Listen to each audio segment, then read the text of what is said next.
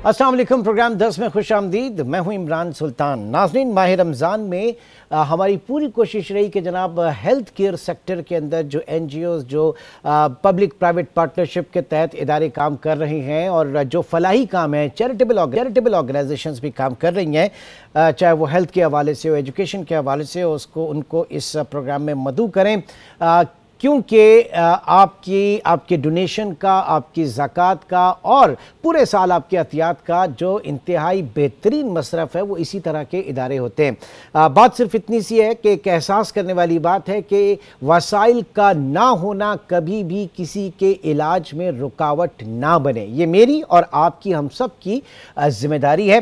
तो आज इसी सिलसिले में हमारे साथ मौजूद हैं डॉक्टर आसिम खुद, सरबराह है अफजाल मेमोरियल फाउंडेशन के, जिनसे हम बात करेंगे बड़ा स्पेसिफिकली आज थैलेसीमिया के हवाले से, क्योंकि इनका इदारा जो है ये थैलेसीमिया के पेशेंट्स जो हैं उनकी देखभाल करता है। डॉक्टर साहब, बहुत शुक्रिया आपके वक्त का। सबसे पहले तो जानना चाहेंगे कि थैलेसीमिया है क्या, किस नौइयत की ये बीमारी होती है? पाकिस्तान में thalassaemia one of the most common inherited मौरूसी बीमारी है और इसमें जो हीमोग्लोबिन है रेड ब्लड सेल के अंदर, उसमें प्रॉब्लम आती। और ये जब इसमें प्रॉब्लम आती है तो जो इन बच्चों को नॉर्मली हमें ब्लड नहीं लगता, इनमें रेड ब्लड सेल्स जो हैं 30 दिन में 35 दिन में टूट जाते हैं। नॉर्मली हमारे 120 दिन में टूटते हैं और दोबारा बन जाते हैं। इनके जब टूटते हैं तो वो डिफेक्टिव ही बनते हैं, वो किसी काम के नहीं होते, तो जल्दी ये एनेमिक हो जाते हैं। और अगर इनको सेहतमंद ब्लड ना दिया जाए तो हार्ट फेलियर्स और डिफरेंट प्रॉब्लम में जा सकते हैं और डेथ भी हो सकती है। पाकिस्तान में ये 5 to 7% कैरियर मौजूद हैं और एक वक्त में 5 से 6 हज़ार बच्चे पैदा होते हैं हर साल। और इसके लिए थैलेसीमिया सेंटर्स मौजूद हैं जो इनको देखते हैं। प्रॉब्लम ये है कि जब इनको ब्लड लगता है तो ब्लड लगने के साथ साथ जिस्म में आयरन भी जाता है, जो कि नॉर्मली हमें ज़रूरत नहीं होती, मगर थैलेसीमिया के बच्चों में ब्लड के साथ साथ आयरन भी जिस्म में जाता है। एक हद तक तो जिस्म उसको बर्दाश्त करता है, उसके बाद वो जाके आज़ा में जमा होना शुरू होता है और जब उसमें जमा होना शुरू करता है तो उसको तोड़ना शुरू कर देता है। और जब उसको तोड़ना शुरू करता है तो उसकी ऐसे ब्लड की प्रॉब्लम के साथ साथ और प्रॉब्लम होती हैं, जैसे कि हार्ट फेलियर, जैसे कि kidney failure, liver failure, diabetes, growth कम हो जाना, पिट्यूटरी में प्रॉब्लम, मल्टीपल प्रॉब्लम। थैलेसीमिया आप इस तरह कह सकते हैं एक इनहेरिटेड डिसऑर्डर तो है, बट मल्टी सिस्टम डिसऑर्डर है, जिसमें एक पूरा चिल्ड्रन हॉस्पिटल चाहिए उसको मैनेज करने के लिए, अगर सही तरीके से देखा जाए। अनफॉर्चुनेटली पाकिस्तान में इस वक्त डे केयर यूनिट्स हैं जो 9 to 5 पे देख रहे हैं इसको, और AMTF एक वाहिद इदारा है जो पाकिस्तान में पहली बार अटेम्प्ट किया गया। अफजाल मेमोरियल फाउंडेशन जो है ये पहला पाकिस्तान में थैलेसीमिया का इदारा है जो कि 40-45 बेडेड है और 24 आवर्स है। और अंडर इस सर्विसेज जो हैं ये इसमें मल्टी सिस्टम सर्विसेज हैं, यानी कि जब मैं बात करता हूँ कि इंटेंसिव केयर यूनिट की, HDU की, कार्डिक यूनिट की, मैं बात करता हूँ डेंटल सर्विसेज की या इमेजिंग की या फाइब्रो स्कैन की या कार्डिक स्कैन की या इनको 24 आवर इमरजेंसी सर्विसेज की या इनकी डे केयर की या इनकी बेहतर टेस्ट जो हर तरह के ब्लड टेस्ट हों। So once we talk about it, it's AMTF, so it's a different kind of a setup. मैं थोड़ा सा और उसके ऊपर बात करना चाहूँगा, लेकिन पहले ज़रा ये बताइएगा, इनहेरिटेड तो आपने कहा, लेकिन क्या रेशियो होता है और किस तरह से इससे बचा जा सकता है? कुछ प्रिवेंटिव मेजर्स भी तो हो सकते हैं ना? लेकिन थैलेसीमिया एक ऐसी बीमारी है जिसको मैं, अगर पब्लिक जो सुन रही है, इसको आप कहने से रोक सकते हैं। कहने से रोक सकते हैं? ये एक वाहिद बीमारी है, जैसे कि ये एक वाहिद बीमारी है।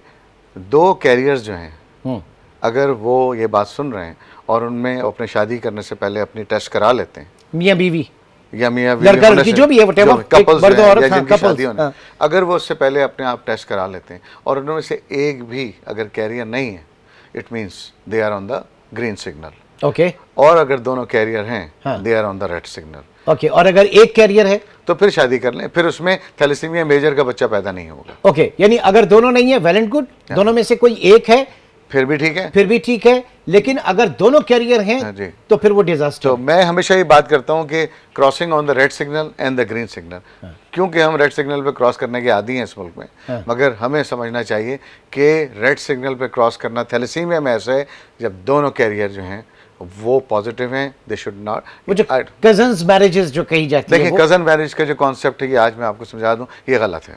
कि देखें कज़न्स में शादी होने से बहुत सारी ऐसी कम्युनिटीज़ हैं जिनमें थैलेसीमिया नहीं है। हमें ये बताना चाहिए लोगों को कि जिन ट्राइब्स में थैलेसीमिया पॉजिटिव आ रहा है उनमें वो इंटर रिलेटिव मैरिजेस करने से पहले स्क्रीनिंग करा। लेकिन हमारे यहाँ तो एक मिथ के तौर पे इसे लिया जाता है ना, बहुत ज़्यादा उसमें कजन्स मैरिजेस हैं, अगर कोई भी डाउन सिंड्रोम है इस टाइप की चीज़ें तो वो जोड़ देते हैं उसको कजन मैरिजेस। देखिए कुछ चीज़ों में है, मगर अगर थैलेसीमिया किसी ट्राइब में रन नहीं हो रहा है, हमारा कल्चर ऐसा कि हम शादियां रिश्तेदारों में करते हैं, अगर हम ये मैसेज देने जाते हैं तो उसमें कभी भी कामयाबी नहीं होगी। मगर इम्पोर्टेंट ये अगर जिस ट्राइब में थैलेसीमिया पॉजिटिव आ गया है उसमें वो स्क्रीनिंग करें। मतलब कोई एक तो हिस्ट्री होगी किसी की, अगर हिस्ट्री आ गई तो ठीक है, आप अगर नहीं है तो फर्ज हो जाता है कि आप टेस्ट अच्छा फिर और भी चीज़ें हैं, जैसे कि हमारे यहाँ लड़कियों का हम कराते हुए परेशान होते हैं, तो भाई लड़कों का करा लें आप टेस्ट।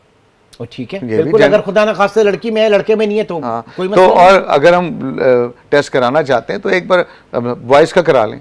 अगर किसी हम इस तरह से सोच लें कि हम ये देखना चाहते हैं, मतलब इसके टेस्ट कराने में क्या कबाहत होती है, क्या प्रॉब्लम होती है? कुछ नहीं है। देखें अपनी ज़िंदगी में 1,000, 1,500 या 2,000 रुपए का टेस्ट को आप ज़िंदगी में अपनी 70 साल एवरेज 65 साल की ज़िंदगी में डिवाइड कर दें। It's a investment on your health. ये करा लें और ये कराने शादी से पहले जरूर। मैं हमेशा कहता हूँ कि शादी से पहले थैलेसीमिया स्क्रीनिंग कराएं, अपने आने वाली नस्लों को थैलेसीमिया से बचाएं।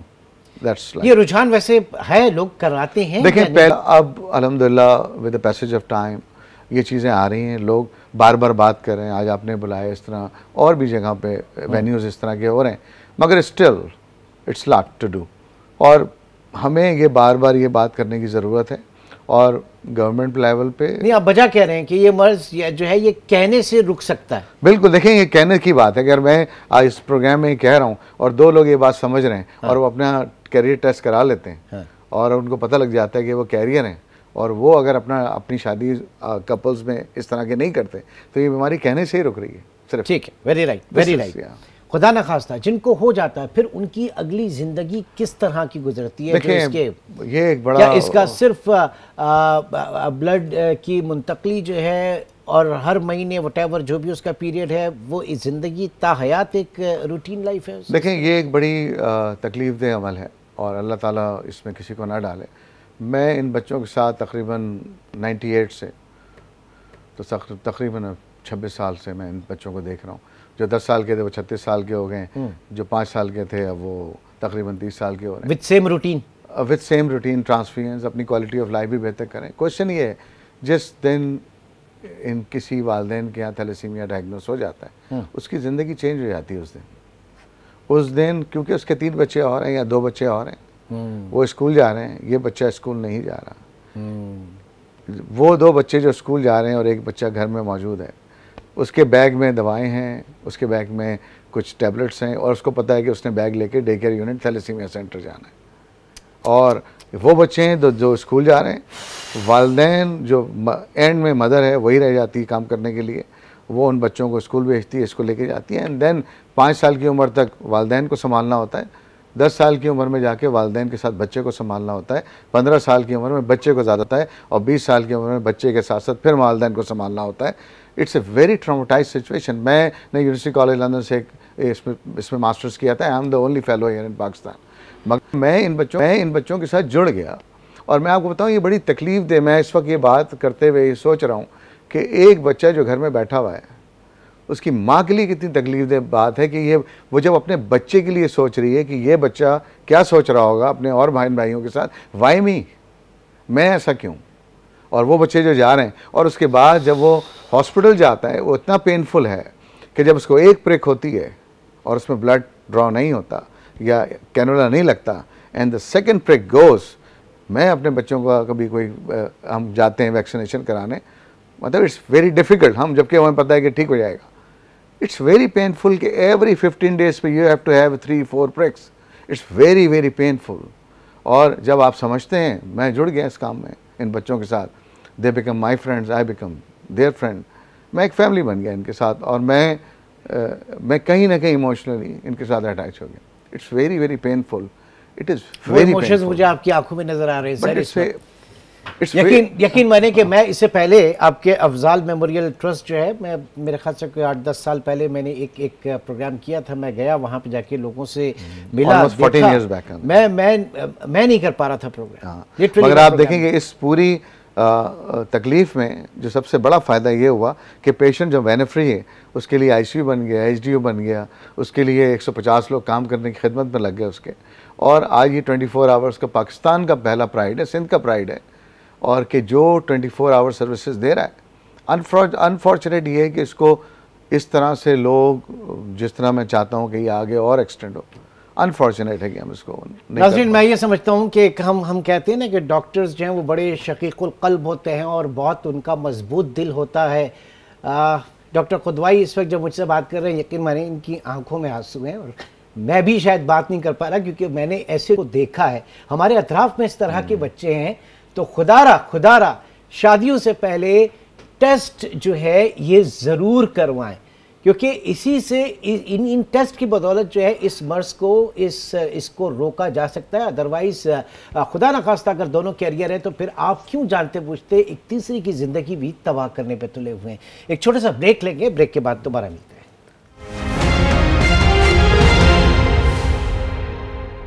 Welcome back. डॉक्टर खुदवाई इस वक्त हमारे साथ मौजूद हैं और हम बात कर रहे हैं थैलेसीमिया के हवाले से। आसिम खुदवाई साहब, डॉक्टर साहब ये बताइएगा कि ये कितना एक्सपेंसिव होता है इलाज, और फिर ज़ाहिर है कि एक हम में से जो पाकिस्तान की शायद 90% में आवाम कह लूँ कि अगर कोई भी इस तरह की बीमारी आ जाती है तो वो उसका मालो मता जो है वो सब बिकने के करीब हो जाता है, इसका अफोर्ड नहीं कर सकते। कितना महंगा ये इलाज है, और फिर अफजाल मेमोरियल ट्रस्ट जो है वो क्या कर रहा है, कहाँ पे खड़ा है? देखें, जब मैंने इसको स्टार्ट किया था तो उस वक्त मुझे यही एक परेशानी थी कि it's out of the pocket. आपको पता है हेल्थ में इतना ज़्यादा काम इसमें नहीं है। एक बच्चा जो कि थैलेसीमिया का इसमें पैदा हो जाता है उसको ट्रांसफ्यूजन्स भी मिलती हैं, उसको इवैल्यूएशंस भी करानी है, सीटी स्कैन, कभी एक्सरे, कभी अल्ट्रासाउंड, कभी ईको। 25-30 हज़ार रुपये उसको हर महीने अपने निकालने। एवरेज सैलरी हमारी 50 हज़ार रुपये, जिसमें और बच्चे भी हैं, जॉइंट सिस्टम में काम करें, it's out of question, out of like कर ही नहीं सकता। तो उस वक्त मैंने ये प्रोग्राम अपनी टीम के साथ बनाया कि हम जो है patients should be our guest, हम उनको गेस्ट की तरह देखेंगे और जितने देख सकते हैं उतने देखेंगे, उससे ज़्यादा नहीं देखेंगे। तो हमने उसमें ये किया कि पेशेंट के, जबकि ब्लड डोनर्स जो हैं, हर सेंटर ब्लड डोनर्स मांगता है। This is the first centre, जब उस वक्त ब्लड बैंक नहीं भी था, हमने उस वक्त भी इनके ब्लड डोनर इनसे नहीं मांगते हम, क्योंकि इनकी सोशल लाइफ डिस्कनेक्ट होती है। ये हर वक्त अगर फैमिली में फ़ोन करेंगे तो ये अपनी फैमिली से बात करने से भी जाएंगे। तो ये बहुत छोटी छोटी चीज़ें हैं। मतलब यही होगा, चाहे फ़ोन आया तो भाई ब्लड की ज़रूरत है, कोई पहुँचे। तो हमने ये किया कि जब AMTF में पेशेंट आता है तो once registered with AMTF as a full time patient, तो देन ये AMTF की जिम्मेदारी है। AMTF stands for Afzal memorial thalassemia foundation. That's for AMF नहीं है? AMTF, ओके, ठीक है। तो अब अगर उसका leading cause of death heart है तो उसका इको कराना है, या उसका अल्ट्रासाउंड कराना है, या उसका लिवर स्कैन कराना है, या उसको इंटेंसिव केयर यूनिट चाहिए। इंटेंसिव केयर बहुत महंगा है, वेंटिलेटर्स एंड एवरीथिंग, ये, या इसको HDU चाहिए, स्टेप यूनिट चाहिए, या कार्डिक यूनिट चाहिए। अल्हम्दुलिल्लाह एवरीथिंग इज़, और स्लोली हम इसको बढ़ाते जा रहे हैं। सर्जिकल अभी हमारे पास नहीं है। ये सब चीज़ें पेशेंट्स को वहीं से मिलती हैं। पेशेंट्स को दवाएं चाहिए हो किसी तरह की, अभी तक तो कोई तो है जो निज़ाम हस्ती अल्लाह ताला बस चला रहा है इसको। ऐसे मतलब पाकिस्तान में आप देखें ना, फिलैंथ्रोपी पाकिस्तान में और सिंध में, मैं कह रहा हूँ कराची, ऐसी कहीं फिलैंथ्रोपी शायद दुनिया में कहीं नहीं होती। और AMTF ये वाहिद पाकिस्तान का एक इदारा है जो कि ब्लड डिजीज़ पे इस तरह से काम कर रहा है। और 20-21 साल में हमने तकरीबन इस वक्त 1500 से ज़्यादा मरीज़ इधर हैं। 300 पेशेंट इस वक्त शिकारपुर में हमने सिविल हॉस्पिटल में एक पूरा हमने बिल्डिंग ली हुई है, और वहाँ पे भी अल्हम्दुलिल्लाह इसी तरह का। अच्छा, रमज़ानों में मेरे ख्याल से ब्लड डोनेशन में ज़्यादा प्रॉब्लम नहीं आता होगा रमज़ानों में? बिल्कुल आता था, और मैंने तकरीबन 5 साल पहले इसकी स्ट्रेटजी बनाई। रमज़ान में भी ब्लड लेंगे तो लोग एकदम से ज़रा पॉज आता है। तो मैंने कहा जी आप इफ्तार के बाद आइए, हम सहरी तक ओपन है। तो कल भी हमने 40-45 ब्लड लिए, उससे पहले भी इस रमज़ान में 200-250-300 ब्लड लोगों ने खुद आके दिए। देखें, sensitisation towards the need as a community service हमें 8th ग्रेड से बच्चों को बताना पड़ेगा, ताकि आगे वाली जनरेशन जो भी बच्चे पैदा होंगे उनका ख्याल करें। मगर उस सबसे ज़्यादा इंपॉर्टेंट चीज़ ये है, अ बॉक्स विद 2 होल। जो बच्चे पैदा हो रहे हैं उनको पैदा होने से रोकें, और जो बच्चे पैदा हो गए हैं उनका बेहतरीन इलाज करें। It is there right and it is not right once they do not have the treatment.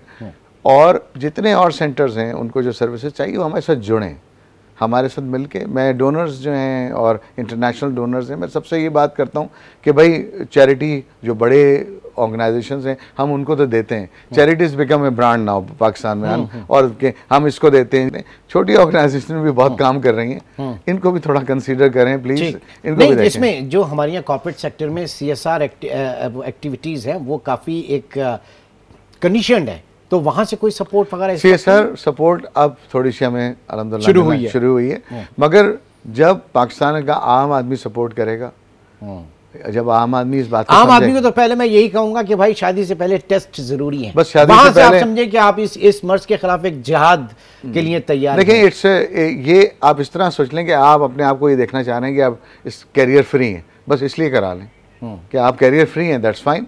और वही वाली बात है कि शादी से पहले थैलेसीमिया स्क्रीनिंग कराएं, अपने आने वाली नस्लों को थैलेसीमिया से बचाएं। अच्छा, अब आगे चल के क्योंकि हमने इस वक्त रमज़ान के हवाले से बात की और फिर ब्लड डोनेशन, बहुत सारी चीज़ें हमारे यहाँ टैबूज़ जो है वो माने जाते हैं। कल हमारे यहाँ साकिब साहब थे LRBT से, और उन्होंने कहा कि जनाब जो रेटिना पाकिस्तान आते हैं, जो अतिया करते हैं, उसमें अमेरिका से सबसे ज़्यादा आते हैं, तो अमेरिकन नेशन जो वो बहुत ज़्यादा रेटिना देती है। पाकिस्तान में ऐसा क्यों नहीं है? हमारे यहाँ ब्लड देना जो है, अब तो फिर भी चले लोगों में एक अवेयरनेस आई है, लेकिन इसको कम्युनिटी सर्विस के ऊपर होना चाहिए। इन सारी चीज़ों को ये मैंडेटरी होना चाहिए गालिबन, कहीं ना कहीं। मेरा अपना ख्याल है कि इस पे ज़बरदस्ती करने से बेहतर है सेंसिटाइज कर दें। अच्छा, कभी भी कोई चीज़ आप जब सेंसिटाइज करते हैं तो उसके लिए फिर थोड़ा सा टाइम दें उसको। हम लोग करते हैं कि बस हमने जो किया हमें अपनी ज़िंदगी में 5 साल में ये इसका रिजल्ट मिल जाए।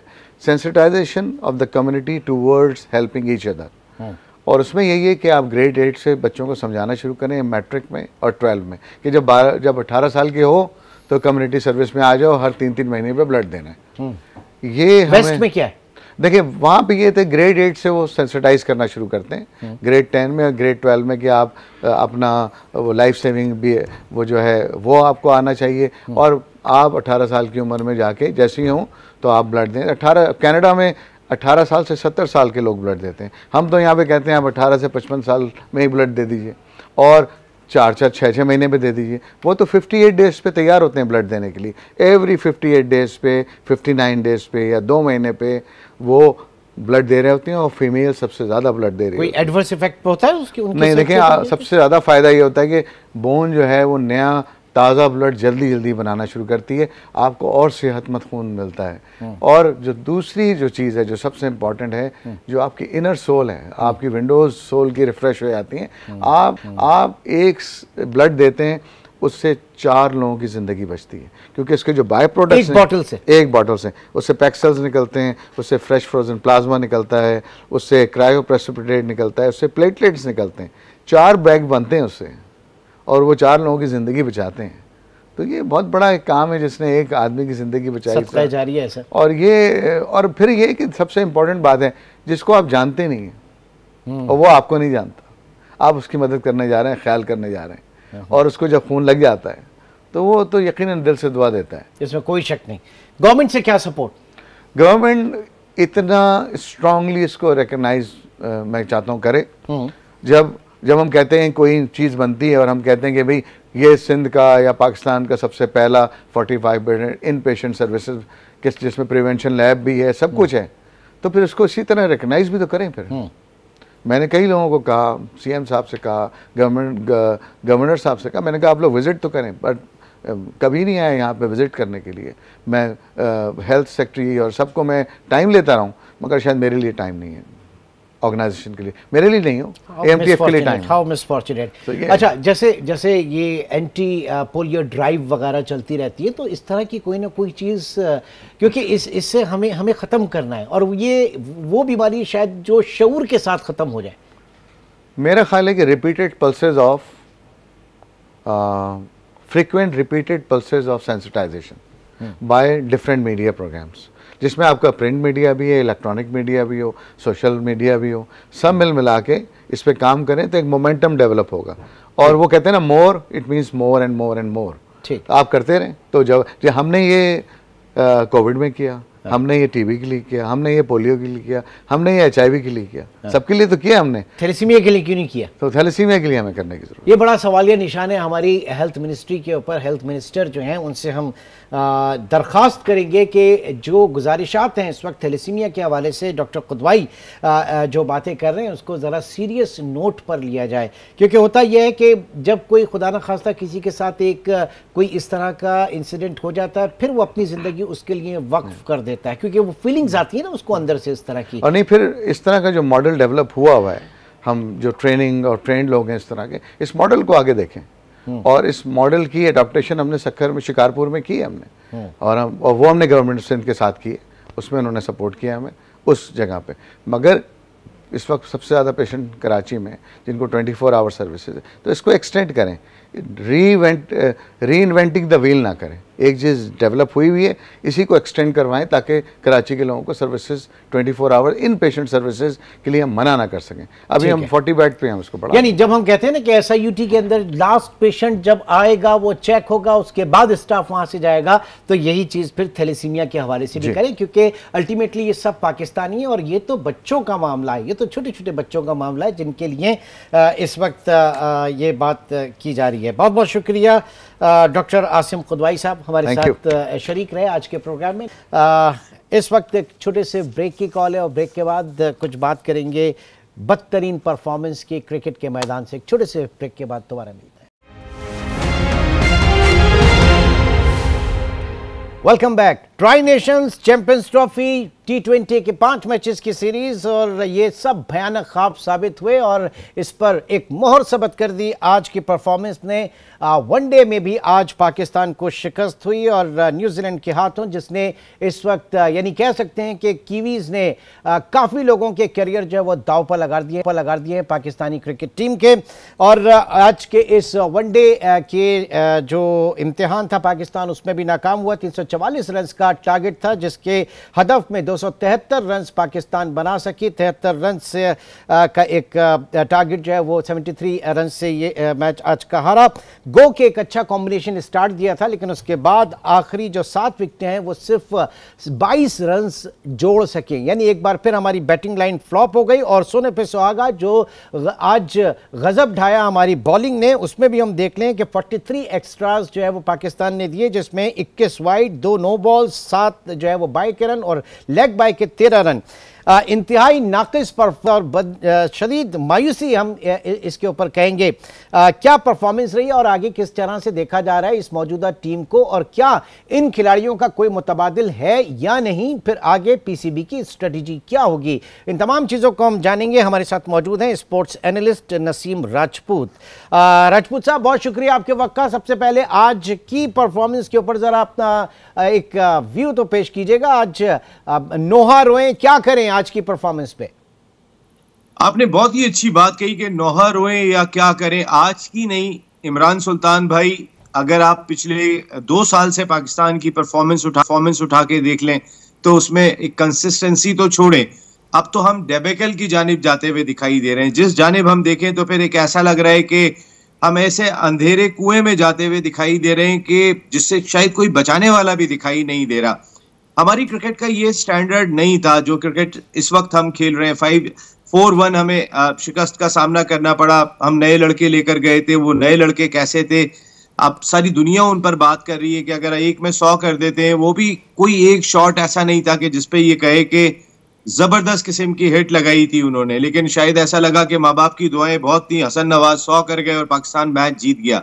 लेकिन ये होगा once in a blue moon, क्योंकि जो टैलेंट हमने देखा था आकिब जावेद ने सिलेक्ट किया। देखिए, सबसे पहले तो मैं समझता हूं कि जो हमारी सिलेक्शन कमेटी है वो किसी सूरत भी काबिले बर्दाश्त नहीं है। आपने आकिब जावेद को पहले कन्वीनियर लगाया था सिलेक्शन कमेटी का, आपने उन्हें हेड कोच लगा दिया।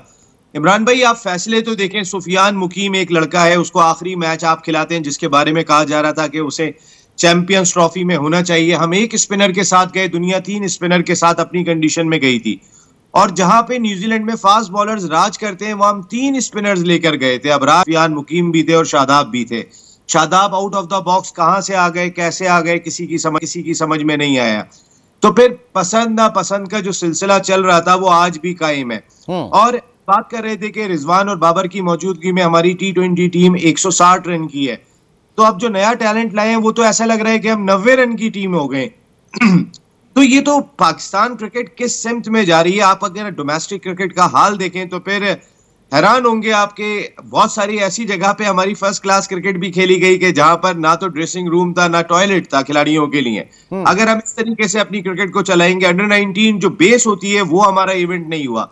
एक IPL चल रहा है इंडिया में, आप सिर्फ वहां का टैलेंट उठाकर देखें तो आप हैरान हो जाएंगे कि जिनका नाम नहीं सुना और वो किस तरीके से पैट कमिंस का, राशिद खान का, हैजलवुड का और दुनिया के टॉप बॉलर्स का सामना कर रहे हैं। न्यूजीलैंड के तो कई की प्लेयर्स हैं ही नहीं, वो तो IPL खेलने के लिए गए हुए। उनके तो 3 या 4 प्लेयर्स हैं, बाकी सारे उनके नए प्लेयर्स खेल रहे हैं और उनके खिलाफ हमारी परफॉर्मेंस ये है। मैं कहता हूं कि पाकिस्तान क्रिकेट इस वक्त एक, वो कहते हैं ना कि आगे कुआं और पीछे खाई। अगर मैं अपने नए टैलेंट को ला रहा हूं तो फिर वो तो मुझे ऐसा लग रहा है कि आगे कुआं है और पीछे खाई, जहां पे रिजवान और बाबर दिखाई दे रहे हैं जो T20 क्रिकेट को 160 रन की टीम बना चुके हैं। हमें सबको बैठ के एक मुस्बत हिकमत अमली बनाने की जरूरत दिखाई देगी। पाकिस्तान क्रिकेट एक ही खेल रह गया है इमरान भाई, कोई चीज नहीं है जो चमन से लेके खैबर तक हमें एक लड़ी में पिरो दे। इसमें कोई शक नहीं, इसमें कोई शक नहीं। क्रिकेट जो है वो एक हमारे DNA में शामिल है, मैं तो ये कहूंगा ना। जो टैलेंट की आपने बात की तो उसमें जो PSL का रोल, हमेशा ये कहा जाता था कि नया टैलेंट जो है वो पाकिस्तान के अंदर जो है उसको इसको एक्सप्लोर करेंगे और उसको हम फिर कैपिटलाइज करेंगे। ये सारी बातें किताबी मेरे ख्याल से साबित हुई। बिल्कुल बिल्कुल, इसमें कोई शुबा नहीं है। देखें, जो टैलेंट आया था, सबसे बड़ी चीज हमारी जो बड़ी गलतियां रही हैं वो ये कि हमने कहीं पे अगर आग लग रही थी तो पेट्रोल मजीद डाला। मिसाल के तौर पे सरफराज को कप्तान हटाने के बाद जब बाबर आजम को कप्तान लगाया, उन्होंने 4 साल पाकिस्तान को लीड किया, कई ICC के इवेंट, एशिया कप, सब जगह पे उन्होंने पाकिस्तान को लीड किया। और उसके बाद वो ग्रुप जो बना हुआ था, जो एक वक्त में कहता था कि सोचना भी मना है, ट्विटर के ऊपर बाकायदा तौर पे तमाम खिलाड़ी जो है वो कि बाबर कप्तान रहेंगे, फिर उन्हीं बाबर बर्दाश्त नहीं थे। फिर पाकिस्तान क्रिकेट बोर्ड ने सबसे बड़ी गलती ये की कि आपने पहले बाबर को कप्तान से हटाया, तो बाबर को कप्तान हटाने के बाद आप शाहीन को लेकर आए, शाहीन को एक सीरीज में लगाने के बाद आपने फिर हटा दिया, फिर बाबर को लेकर आ गए। तो ये जो म्यूजिकल चेयर थी कि जहां पे सबको पता था कि ये ग्रुप अब उस तरीके से मजबूत नहीं है। आपको याद होगा 2023 वर्ल्ड कप में इंडिया में जब अफगानिस्तान से मैच हारे थे तो बाबर के से पूछा गया कि ये क्या हो रहा है, तो उन्होंने, उनकी आंखों में तकरीबन आंसू आ गए थे कि जब खिलाड़ी ग्राउंड में जान नहीं लगाएंगे तो फिर मैं क्या करूंगा। ये बाबर के अल्फाज थे। और उसके बाद फिर आपने बाबर को हटाया और हटा के शाहीन को लगाया, फिर शाहीन को हटाने के बाद फिर बाबर को लगाया। आपने जो एक तो ये मतलब एक कोई पॉलिसी नहीं है, फिर जो भी है रही सही वो कंसिस्टेंट नहीं है, कंसिस्टेंसी नहीं है। तीसरी चीज़, अब मुझे ये बताइए ज़रा, नए साल के जो सेंट्रल कॉन्ट्रैक्ट वगैरह होंगे उनमें पुराने जो खिलाड़ी हैं, जो सीनियर खिलाड़ी जिनकी परफॉर्मेंस इन तमाम एरा में हमने देखी, वो एक वाइट एलिफेंट नहीं बनते जा रहे हैं। उनके ज़रा पर्क्स एंड बेनिफिट्स ज़रा देखें, उनके प्रिविलेजेस देखें, उनके पैकेजेस देखें, और उसके बाद ये परफॉर्मेंस। तो ये हम टैक्स पेयर का पैसा है भाई जो इनको दिया जा रहा है, जो हम और सियासतदानों के ऊपर करते हैं, वो चीज़ अभी हमें इनके लिए भी सोचनी चाहिए। अच्छा इमरान भाई, एक बात तो वो कहते हैं कि जी आपका टैक्स का पैसा नहीं है। पाकिस्तान क्रिकेट बोर्ड हमेशा एक बात कहता है, और वो बात गलत भी नहीं कह रहे कि पाकिस्तान क्रिकेट बोर्ड खुद अर्न करता है और उससे अखराजात करता है। लेकिन but at what cost? At the cost of Nations जज्बात। यस, ये पाकिस्तान क्रिकेट बोर्ड है सर। आप पैसा भले अर्न करते होंगे, आप पाकिस्तान क्रिकेट बोर्ड का नाम तो हटाएं, फिर कितना पैसा आपके पास आता है हम भी देख लेते हैं। आपके पास स्पॉन्सर चल के नहीं आ रहा, आपके पास सूरत हाल बस अब ऐसी होती चली जा रही है कि जिनके बारे में हम कहते हैं ये हमारे बेस्ट बॉलर हैं, कोई किसी मैच में परफॉर्म करना चाहता है, किसी में करना नहीं चाहता। ये आपस की अनाद है इनकी, इसको कैसे खत्म करेंगे आप? ये बहुत ही मुश्किल टास्क दिखाई देता है। और सोने पे सुहागा, जो आकिब जावेद की मैं बात कर रहा हूँ, एक ऐसी शख्सियत को आप लेकर आ गए कि जिनके तमाम फैसले पाकिस्तान क्रिकेट के अगेंस्ट जा रहे हैं। वो कराची में बैठ के बात करते हैं कि जो 3 फास्ट बॉलर हैं पाकिस्तान के, हारिस रऊफ, शाहीन शाह अफरीदी और नसीम शाह, ऐसे दुनिया के किसी के पास भी नहीं है। और उसके बाद वो कल जब न्यूजीलैंड में बात कर रहे थे तो वो कह रहे थे कि ये 3 बॉलर न्यूजीलैंड, ऑस्ट्रेलिया और साउथ अफ्रीका के लिए इफेक्टिव है। अगर वो चैंपियंस ट्रॉफी में इफेक्टिव नहीं थे तो फिर आपने उन्हें क्यों शामिल किया था? बहुत सारे ऐसे सवालात हैं जिनका जवाब उनके पास भी नहीं है। हाँ। मेरी अपनी जाती राय में मोहसिन नकवी साहब अब आप देखें कि पाकिस्तान क्रिकेट बोर्ड में जो प्रोफेशनल टीम थी वो सारी चली गई है। मोहसिन नकवी साहब, कोई डिप्टी कमिश्नर आ गया है, कोई कमिश्नर आ गया है, और इनसे जो है वो पाकिस्तान क्रिकेट को चला रहे हैं। मैं हारून रशीद से कहूं, मैं तौसीफ अहमद से कहूं, आप जाके डिप्टी कमिश्नर की जिम्मेदारियां अंजाम दें, वो नहीं दे सकते। Right man at the right job sir, बड़ा अलमिया है इस मुल्क का। एक मतलब एक बेंचमार्क अगर कह लेना पाकिस्तान, हमारे मुल्क में तो जो एक मेडिकल प्रोफेशनल डॉक्टर जो हैं वो वजीर मादनियात भी रहे हैं और ऑयल मिनिस्टर भी रहे हैं, तो मतलब ये इस मुल्क में सब कुछ पॉसिबल है। फिर इस तरह की गवर्नमेंट्स में हर चीज मुमकिन है। कोई भी बंदा सही ढंग का और सही जगह पे आपको शायद ना मिले। देखिए, इटसेल्फ अगर मैं मोहसिन नकवी साहब की बात कर लेता हूं तो वो उनके पास ऑलरेडी वजीर दाखिला की जिम्मेदारी बहुत बड़ी है, वो सेनेटर भी हैं। पाकिस्तान क्रिकेट बोर्ड एक बहुत बड़ा काम है।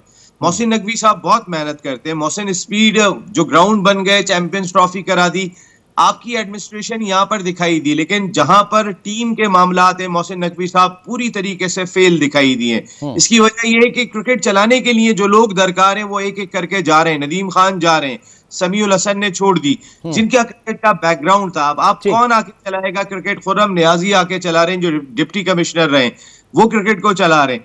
आप कैसे कर सकते हैं? आपके जो सीओ हैं, chief operating officer Sameer Ahmed साहब, अगर मैं उनकी बात कर लेता हूं तो वो भी जो है वो कमिश्नर थे। आप किस तरीके से इन लोगों के साथ क्रिकेट चलाएंगे? आपके पास क्रिकेटिंग माइंडेड लोग हैं कितने? ठीक है, यानी ये वेरी स्पेशलाइज्ड फील्ड है, स्पेशलाइज्ड लोग इसके लिए होने चाहिए, वरना हम सब मिलके इन्ना लिल्लाहि व इन्ना इलैहि राजिऊन पढ़ लें अपनी इन परफॉर्मेंस के साथ और इस तरह की हिकमत अमली के साथ। नसीम राजपूत साहब हमारे साथ मौजूद थे, बहुत बहुत शुक्रिया आपका। आज आपकी क्रिकेट इस मुकाम पे, इस दर्जे पे ऐसे ही नहीं पहुंची, बहुत कुछ है इसके पीछे। एक मरतबा इस पे गौर करने की ज़रूरत है। नाज़रीन, आज के प्रोग्राम से इतना ही। इंशाल्लाह आपसे कल मुलाकात होगी। अपना बहुत ख्याल रखिएगा। अल्लाह हाफ़िज़।